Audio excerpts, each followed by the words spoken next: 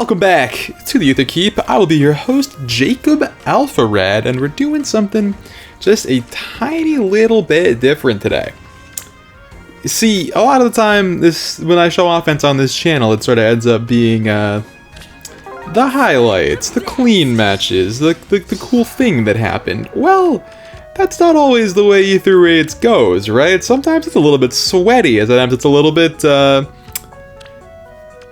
not so clean, not so easy, not so simple, not so prepared. Sometimes you have to face these kinds of ludicrously invested units that have two Kyrias that you have, a unit you haven't fought since Brunia was a carry. So what do you do? How do you approach it? My brain tells me that blue beats red. I guess seeing Kyria really brought me back to those simpler days where something like the color of a unit actually mattered. I also chose this team because, like, double save could be a safe bet, right? Like, Corrin, Brave Corrin, a little bit of a good unit. But I didn't like having that tricked out Maria running around. So I wanted to make sure I brought a team that brought my null counter disrupt user, who happens to be Gato, who is not without problems in the current meta, you could say. I mean, a way to think about it is that if you say so, nuke creep has really just taken things to a point where just his lack of mythic HP bonuses, it just don't do enough. Like, he can reduce damage all you want, but eventually there's piercing and truth, and it's too much. And so this is, if you didn't just see that, that was like a 40 damage flare? Cause more than that even, because Dimitri gets true DR, right? As you can see there, he didn't take the 4. I didn't know Flare had it like that. I gotta get some of that fodder. It seems like a very tasty skill. Obviously Special Spy was doing some heavy lifting, but so my mistake here was I didn't really consider Bramimund. I especially didn't consider the fact that it was bonus Bramimund, and I especially really didn't consider what Bramimund's Refine does. Case in point, that actually is surprisingly close, all things considered. Like, that, I don't feel too embarrassed that I thought it might work, but he does have it like that. Next. So who remembers the armor stall ball? Still mad at you, Link King. No shot you're seeing this. I can say whatever I want about you. But there's a reason this video is called Aether Raids Lowlights and not Highlights. And I think it all started when I, once again, picked Dimitri over the double save team. Why did I do this? There are several reasons. Not the least among them is I find Dimitri a very fun unit. The way that he reduces the big number to the small number tickles my brain in a way that I think is key to my enjoyment of Fire Emblem Heroes. Another reason is that I know that I did look at this team. I did pay attention to the fact that several of the units have weapons equipped. More than you would expect, honestly. Which means that we do actually have bait plays, because I didn't trust my player face team to deal with this. Maybe I just should have. Hector is such a nuisance. I didn't want to have to. I just didn't. I think baiting them away from the saves and then getting in there later is probably the correct play, but I can't honestly tell you because I didn't do it. So what am I saying?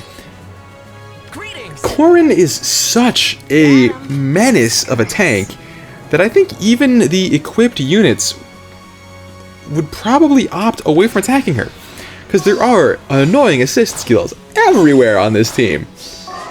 And did I mention the units are annoying too? Because that 2 HP hurts me, causes me a deep pain in my chest. But Dimitri has a much lower resistance stat, which means that he is much more appealing to these annoying Good morning. Leave it to me. dinguses. That's what we're gonna call him. At least I thought he would be. And then, third of all, is again the Maria problem. She freaks me out. Sometimes she just hits so hard. Especially, I mean, in Bright Shrine bonus week, I do think it is acceptable to be a little bit afraid of any unit that comes with AS Unity, but we are thankfully able to get her into a compromising position. Leave it to me. We are thankfully able to get her into an unsafe position and player phaser with Gateau because he's just a unit and he does have it like that, thankfully. Greetings. Yes. So here, after much trial and tribulation, Caress. I know what you're thinking. Rhea is off the board. That's just the way the math happens. It really is like that sometimes. We're able to finish off that guy. Finish off Lynn on enemy phase. Doubling? She actually does have enough follow-up, so it's not that impressive. Never mind. And we even managed to player phase Yoon again, but now we are in the final phase of this kind of match. And let me tell ya, If you say so. some video games are fun. Where to today? We will not This falter. part of this one, I'm not convinced it makes the list. Greetings. But at least they have weapons. Dimitri has the advantage of using enemy phase. What an advantage it is. The reciprocal aid, the ardent sacrifice, whatever it is they're using, To me. I'm gonna look you in the eye and tell you my honest feelings. I hate it. I absolutely do. Good morning.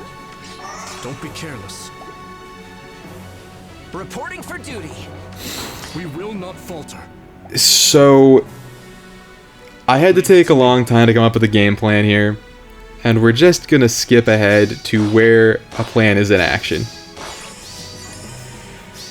So turn 6 is where we end up, and we're able to make some dent, we're able to do some player phasing, we're able to put down some Panic Smoke, but Panic Smoke didn't do that much against Bramuin in the last match, and it just isn't doing enough here.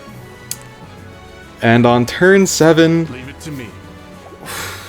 there is still so much to get done, and I did miss pots earlier in the week, so I have to spend an action on getting that one. Death's caress. Perhaps the biggest misplay of this entire thing, other than the one I made before I entered the map, of course. And I think we're just going to speed it up because there's still plenty of thinking here, but... oh my god, what a frustrating ending. To see things go to that level of closeness, to be able to taste it and yet still be met with the game over screen. Oh, cruel fate, how could this happen to me? But that's why it's called Lowlights, because they're not all massive W's. The Aether raids does still have a strategic component, both in the team planning and selecting and executing. If you I say guess it's not so. both, but in all those planning, selecting, and executing phases do have strategy in a way that I really do feel like there was a whole era that this game had lacked. So that's why there's content, that's why I'm here, and that's why you're subscribed, because this is a subscribers only match. Thank you for clicking the button and sticking around to watch it. Alright, we're going to call it there. A little bit of a short one this time. My light season was mostly double save, so just not the most interesting matches. That's the way it is sometimes. And I'll be back so soon with some more Today. delightful Fae content. So, till then.